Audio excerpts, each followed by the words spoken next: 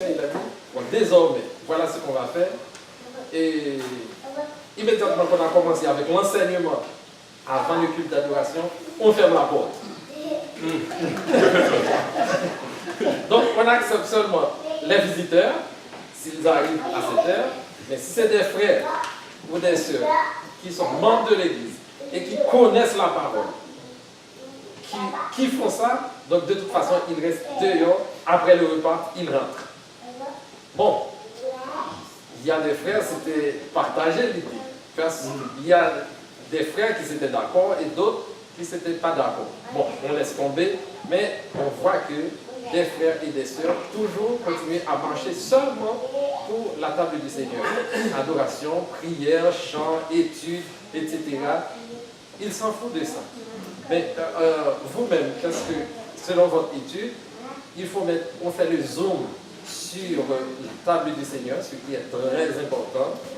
Mais qu'en est-il de l'adoration dans l'ensemble, le premier jour de la semaine, quand les chrétiens arrivent pour adorer Dieu? Bon, tout l'ensemble de l'adoration est important. Quand on chante avec notre cœur, on se concentre dans notre cœur. Aussi, comment peuvent-ils persévérer et s'édifier juste en prenant les pains, la course, ils ne vont pas écouter le message. Donc, les frères qui font cela, on ne peut pas dire qu'ils sont en train de persévérer ensemble. Puis aussi, moi, je pense que c'est mieux de prendre le repas après le message.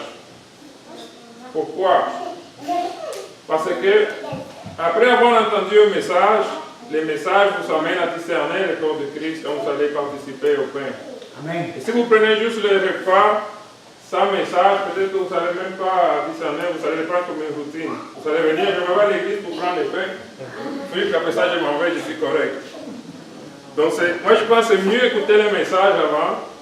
Peut-être que le message va te ramener à te rappeler du Seigneur, de quoi tu as cru, de ce qu'il a souffert pour toi. Et quand va arriver le moment du repas, là tu vas le prendre avec discernement, en te rappelant de son sacrifice. Parce que dans les messages, nous prêchons à Jésus-Christ. Donc, chaque message nous amène à Jésus-Christ. Nous amène à penser à Jésus-Christ. Je pense, ça fait 2 ans, parce qu'Abraham avait un tournoi de baseball à Ottawa, puis comme je vous dis, moi je ne voulais pas manquer à la table du Seigneur. Je me suis cherché sur Internet l'église du Christ à Ottawa. Quand on était là-bas, j'ai laissé Abraham à l'hôtel avec son équipe, puis je suis parti à une église du Christ à Ottawa. Puis quand j'arrive, avant de commencer le message, je vois la première chose qu'ils font, c'est partager les fruits de la vigne, les pains puis les fruits de la vigne. Pour moi, c'était la première fois que je voyais ça, j'étais surpris. Je me suis dit, bon, peut-être qu'ici, ils le font en premier, puis ça n'a pas d'importance. Mais personnellement, moi, je pense que c'est mieux après d'avoir écouté la parole, après avoir écouté les messages que les frères apportent ce jour-là. Puis, pour l'importance, oui, je dis que c'est le moment le plus important. Et je le dis pour cela aussi parce que c'est le moment où nous rappelons le plus ce qu'il a fait parce que c'est une commémoration. Et le Seigneur a dit, faites ceci en mémoire de moi. Mais tout l'ensemble du culte d'adoration, c'est très important. Le culte d'adoration sans le message n'est pas complet. Sans le dévouement de notre cœur, quand on chante les chants au Seigneur, le culte d'adoration n'est pas complet.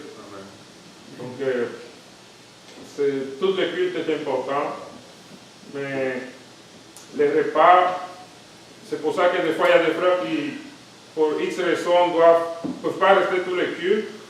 Ils viennent à l'église, puis ils se mettent entre 3-4 frères, ils prient pour le pain, le fruit de la vie, puis ils le prennent avant, puis ils quittent avant que le culte finisse. Puis le reste des frères le prennent encore ensemble. Donc, c'est ça que je pense concernant cela. Je pense qu'il y a toujours un cas isolé où quelqu'un qui participe à l'église, il y a une raison pour une autre. il ne peut pas essayer de le faire, mais ce n'est pas habituel. Mais comme vous dites, il est toujours bon d'écouter le message et faire la sincère après. Parce que ce qu'on doit, on ne cherche pas à accommoder trop avec les gens, mais on cherche à accommoder avec l'Église. Ce qu'il va demander, c'est de demander aux gens de comprendre les 5 choses importantes du premier jour de la semaine. Alors si on commençait à faire ça, on fait dans l'étude, on expliquait tout ce qui est important comme dans le premier jour de la semaine, et les gens cherchent à comprendre, et avec ça, c'est ça qui va les améliorer. Mais on ne peut pas courir avec les gens avant, après, avant. Il faut avoir une méthode. Alors, je voudrais ajouter quelque chose par rapport à ce que je disais. Et la première chose qu'il ne faut pas comprendre, surtout, c'est pas dans l'esprit de jouer avec les autres. Non. C'est que la Bible ne donne pas, aucun verset de la Bible ne dit pas à quel moment du culte d'adoration qu'il faut faire le repas du Seigneur. Donc, c'est, comme Frère Mira a dit, un culte d'adoration, il y a certaines parties là-dedans.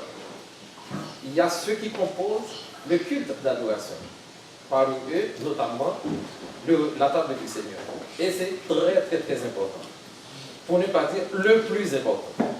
Parce que, comme tu as dit, ça nous fait rappeler la mort, l'ensevelissement de la résurrection de notre Seigneur Jésus-Christ. Donc, par conséquent, ça veut dire que si une assemblée de l'Église du Christ fait la Sainte Seine au début du culte, il n'y a aucune anicroche là-dedans. Non, il n'y en a pas parce que la Bible ne dit pas Si que... une église le fait avant ou après le repas, ça n'a aucune importance. Donc, mais c'est un élément du culte d'adoration le premier jour de la semaine. Ouais.